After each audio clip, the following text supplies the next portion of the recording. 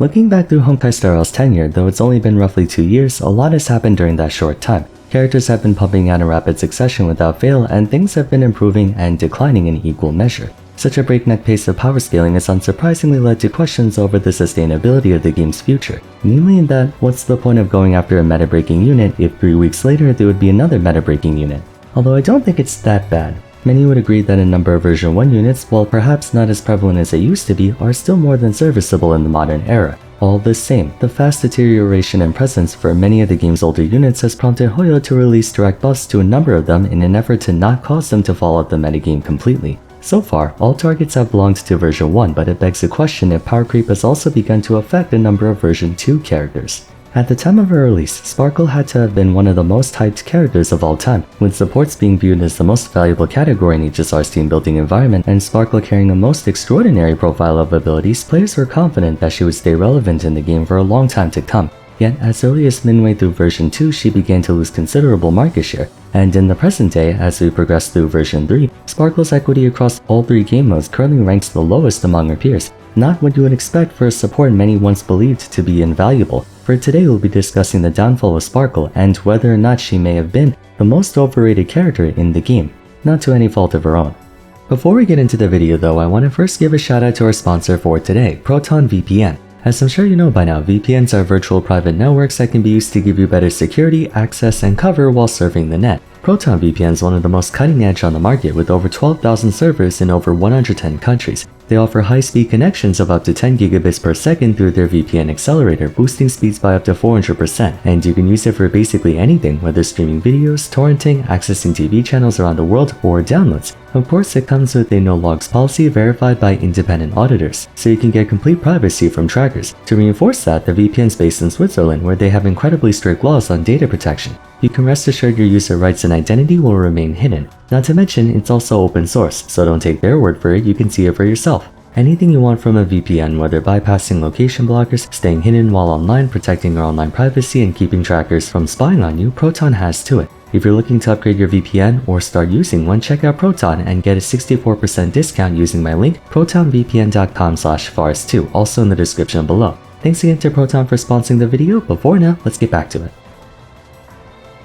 Back at the start of version 2, the Honkai Star Rail metagame was beginning to take shape. After version 1 laid the groundwork for endgame combat, the characters that got released around this time were starting to get more intentional. We had Argenti, who was very clearly made for pure fiction, Runmei, who was meant to be a general buffer and debuffer, and Black Swan, who was supposed to push forward the dot engine. Up to that point though, there hasn't been a whole lot of developments, if at all, in the carry department, as throughout most of version 1, Bronya was pretty much a tier 0 character who was being used in every possible team due to a lack of alternatives who did exactly what she could.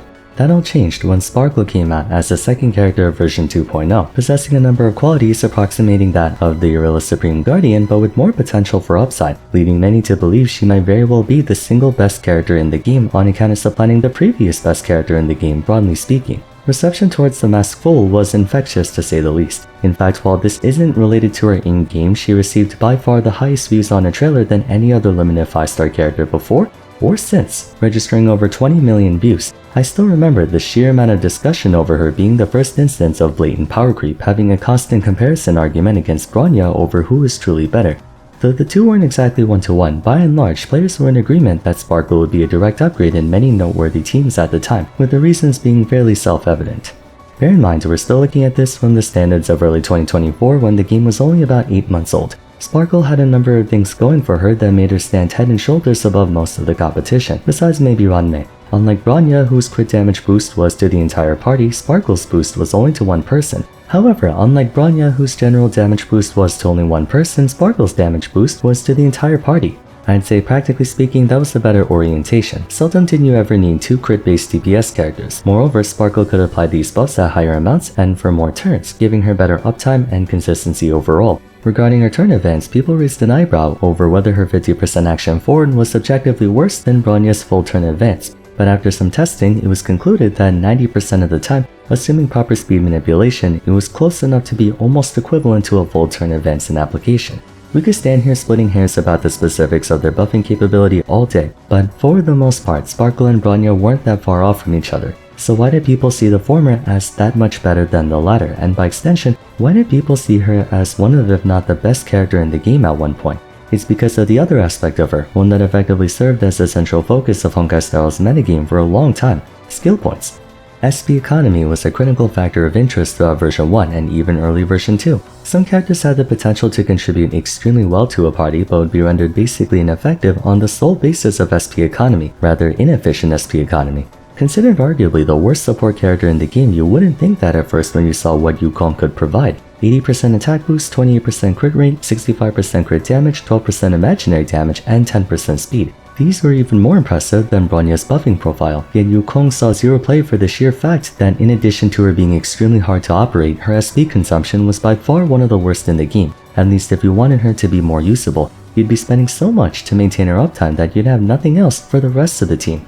On the inverse end, units like Locha and Jingliu were touted for being very SP efficient, mostly in the sense that they didn't have to necessarily spend skill points every action. It became of utmost importance to prioritize units who took up as little SP as possible. Sparkle's unique property was that she could not only replenish your team's SP supply through her ultimate and technique, letting you make use of more demanding characters like Seela and Lunai Danhang, but she passively raised your SP cap to 7, which at the time was inconceivable. She essentially broke the rules of the game, something no one else was able to do prior. With SP being the be-all end-all for many parties, people were postulating all kinds of ways to make better use of it, and immediately overnight Sparkle was given the title of must-pull by many. She could be used for Lunai Danhang, for Seela, for Argenti, for Jinyu and Qingche, Dr. Ratio. The only ones who didn't really go after her immediately were Jingliu and Blade, mostly because they could use other characters better, as well as not really being SP spammers. I'm pretty sure even then though, Sparkle was still a best in slot by like a tiny margin. That wouldn't even be the biggest perk about it. The very next character to be released in 2.1 was Acron, who oversaw the biggest leap in power in the history of HSR. For now. She was easily double the strength of the second best DPS, that's how crazy she was, and while Acron was designed to want other Nihility units in her party, it was actually more worthwhile in many situations to go Sparkle over second Nihility, due to how much power she could give the Emanator. Of course, should you get E2S1 Acron, your team of herself, Silver Wolf or Pela, depending on the content, Sparkle and Fuxuan would curb stomp the shit out of everything the current endgame had to offer without even so much as batting an eye, lending even more appeal to Sparkle, who at that point became determinedly and empirically the best support in the game. Strangely, however, she wouldn't be dominant for very long. One could argue the only reason she was in that position to begin with was because it was one of the first combat engines to get off the ground. Come 2.2, Robin would enter the fray, and alongside Ranmei, the three ladies basically were the HSR equivalent of the Egyptian god cards. Broken-ass characters who basically won you the game by playing them. Yes, I know, Yu-Gi-Oh players, don't you? Well, actually me, I know the official cards are all garbage, I'm talking about the anime versions, but I digress.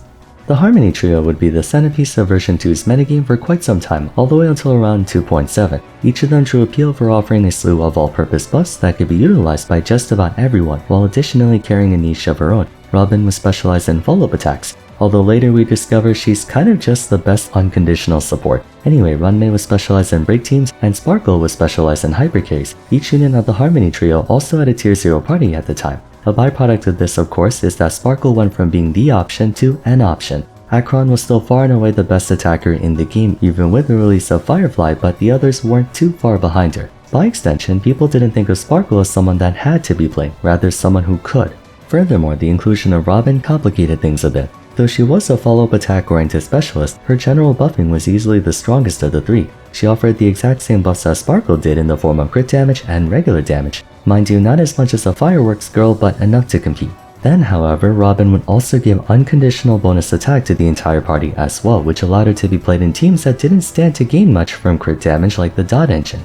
Chief of all though was the team-wide turn advance on her ultimate, and simply being able to apply buffs to the entire team instead of a portion dedicated only to one character. So in a sense, though Sparkle still had Acron and a few others wrapped around her finger, Robin for all intents and purposes stole a good chunk of market share away from her. And with the emerging follow-up attack and break engines receiving all the attention throughout spring and summer of last year, though she was still a deserving member of the Trinity, Sparkle was considered to be the weakest of the three outside of Acron teams. Also as a footnote, Jingyuan and Lunai Danhang both began to fall off and were no longer being widely used around this time. Another growing concern was that Sparkle's niche was starting to become more of just that, a niche. The majority of meta teams had little interest in the type of buffs that she offered, once again besides Acron. Follow-up attackers could utilize her party-wide damage buff, but we just established that Robin is statistically the better choice for those teams. Dot engines made no use of crit whatsoever, making specialized utility like Ranmei's more appealing. Break engines made use of neither crit damage nor general damage on account of break damage being its own specific thing. So by all accounts, after Acron came out, none of the attackers during this time labeled Sparkle a must-have for them. She could be used, but it wouldn't be optimal. Boonhill preferred Bronya over Sparkle thanks to Bronya's actual full turn events and Boonhill's disregard for all of Sparkle's other buffs. Firefly would much rather have run Mace break efficiency, res penetration, speed, and break extensions to apply as many counts of super break as she could. Jade, despite being a quantum secondary attacker, was not at all compatible with Sparkle, as the Stoneheart was a pure fiction-focused unit, not a hypercarry facilitator. Not back then anyway. Yunli's high personal damage would lead you to believe she could use Sparkle to the fullest, but being a counterattacker, she didn't really care about taking extra turns. She would much rather prefer if the enemies took extra turns. For that matter, counterattacks are follow-up attacks, therefore Yunli wants Robin. Facial was of course the poster child of the follow-up attack engine, and Rappa is all about break damage. Something else that took place around this time was the growing rate of SP efficiency in parties, not just in terms of DPS, but supports and sustains too. Aventurine and Gallagher were both economical additions to the sustain roster, meanwhile damage dealers like Jade and Rappa were also fairly low maintenance. Harmony Trailblazer would prefer to use their skill every turn for the purposes of DPS and energy, but ultimately they don't have to in order to function. Not a single unit following Acron would fit Sparkle's niche of necessitating crit damage, turn advancement, and high SP capacity. Technically, she kinda didn't need another one insofar as Acron was still standing tall throughout version 2, but as you get more options, you have less reasons obligating you to use them, and characters have been starting to catch up to Acron in performance. Now everyone was starting to deal damage in the millions, not just her. Ergo, Sparkle's equity, which at that point was inextricably linked to Acron's, gradually diminished over time. Sparkle was still the best at what she did, but what she did wasn't in high demand like it used to be. Sadly for her, the first half of that statement would soon also no longer apply.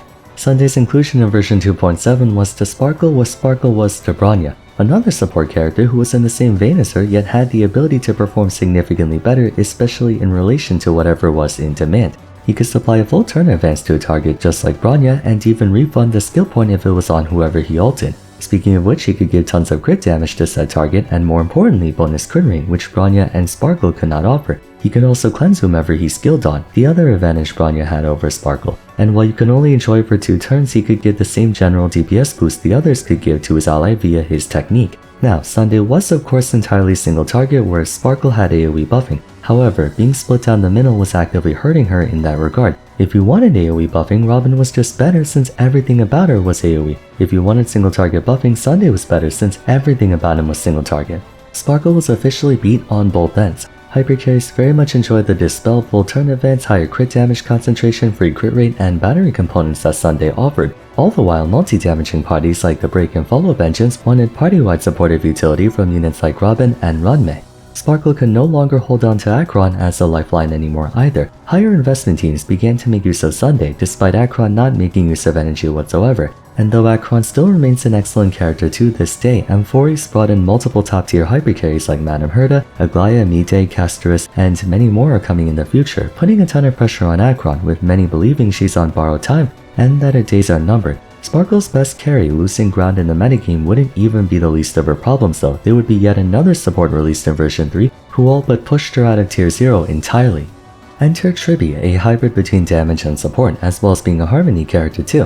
While they didn't exactly give the same kind of buffs as other Harmony supports, that actually worked in their favor. In the case of Acron, she already gets a ton of bonus damage to begin with courtesy of her passive traces, meaning Sparkle's damage amps aren't as big as they may appear. Tribi on the other hand provides buffs that Acron doesn't have, like enemy vulnerability, all-type breast pen, or with their first Eidolon, bonus true damage based on a total. An argument can be made that these buffs are statistically better on Acron than that of crit damage or general damage, not to mention Tribi just having a higher buffing ceiling than Sparkle and possessing the advantage of buffing the entire party, not just one person. All in all, Sparkle did indeed get power crept and in some ways, situation crept. From a circumstantial perspective, Honkai Star will spend most of version 2 ignoring the hypercarry engine after Acron, choosing instead to go into niches that Sparkle did not excel at. Secondarily, SP consumption became less and less onerous of a problem. Then, when they finally started to bring hypercarries back into the metagame, new supports came alongside them, measurably outperforming Sparkle like Sunday and RMC to an extent. Worse yet, non-hypercarries are doing a better job buffing than Sparkle, so when general supports do a better job in a niche than an actual support character dedicated to that niche, that's when you know she got screwed over. This begs the question though, was Sparkle just another victim of circumstance like most other old units, or was she never as good as we thought she was? That it was a time period and the units we had available that gave the impression of her being this all-powerful support that could do no wrong. I'd say it's a bit of both. She was definitely overhyped, no mistake about that, but in a similar fashion to the Dot Engine, they gave attention to everything in the game except those who worked in her niche. Kind of crazy to think she was once a contender for the best character in the game and now she's barely struggling to be an A-tier character. Sparkle's by no means bad, but considering where she started, it's been a pretty steep decline. What do you guys think about Sparkle? Do you agree with my points or do you think I sold her too short? Let me know in the comments down below. For now though, if you enjoyed the video, a like and subscribe would be much appreciated. Don't forget to follow me on Twitter at Vars, join my Discord server, and check out my other What Happened To episodes if you haven't yet. Until next time, thanks so much for watching, and I look forward to seeing you again soon. Take care.